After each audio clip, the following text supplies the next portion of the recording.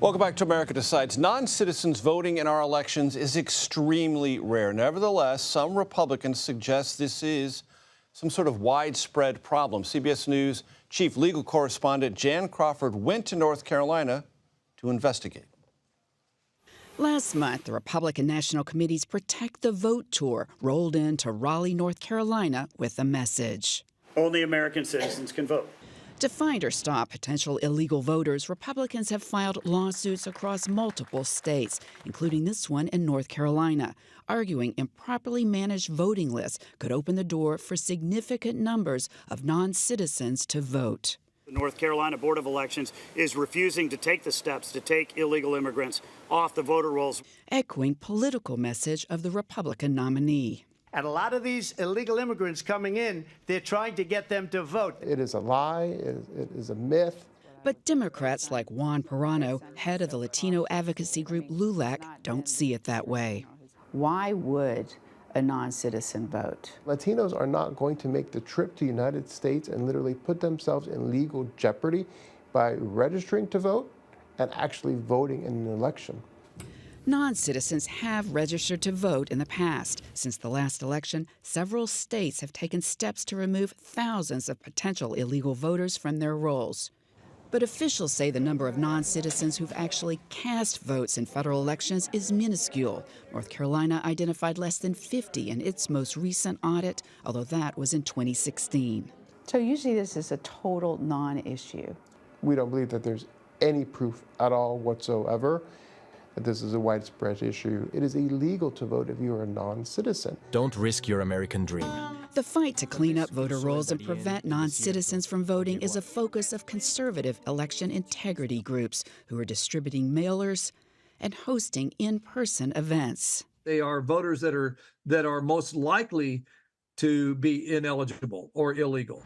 Jim Womack is leading a team of more than 1,800 volunteers in North Carolina who are combing through voter rolls to identify what they consider suspicious voters. And you're trying to come up with county-by-county lists. It's a list of suspicious voters. Again, not necessarily illegal or ineligible voters, but people that hit our suspicious list. CBS News obtained a video of Womack discussing how to identify those suspicious voters. We showed it to him to get his explanation.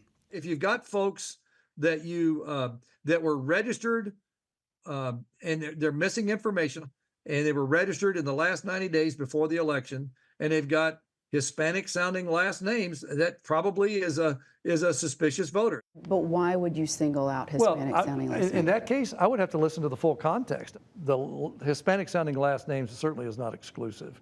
Anyone who is lacking the required information, we certainly would consider them as a suspicious voter. We are trying to find every illegitimate voter and to challenge the ones that shouldn't be voting. Womack says he expects his group to challenge at most a few hundred voters. Still, activists like Proano question their motives. If they have to contest these elections, what they're going to go back to is non-citizen voting. They're laying the groundwork now to contest the election in November. Delighted to have Jan Crawford here at the table for more on her reporting. Walk us through what you have learned and the actual statistical incidence of non-citizens participating in U.S. elections. Well, I mean, I think the one thing people agree on, if you can agree on anything, is that it's illegal to vote if you're a non-citizen.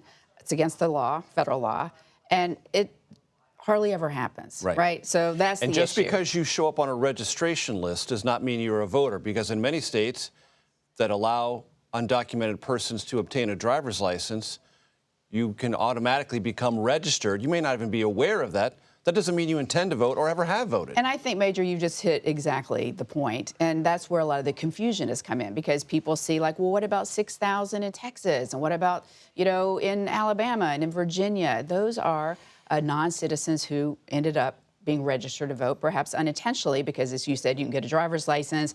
And, you know, if you don't check that box that you're a citizen, then you can end up on a voter roll. And that's why we've seen different states flag those voters and try to take them off the rolls.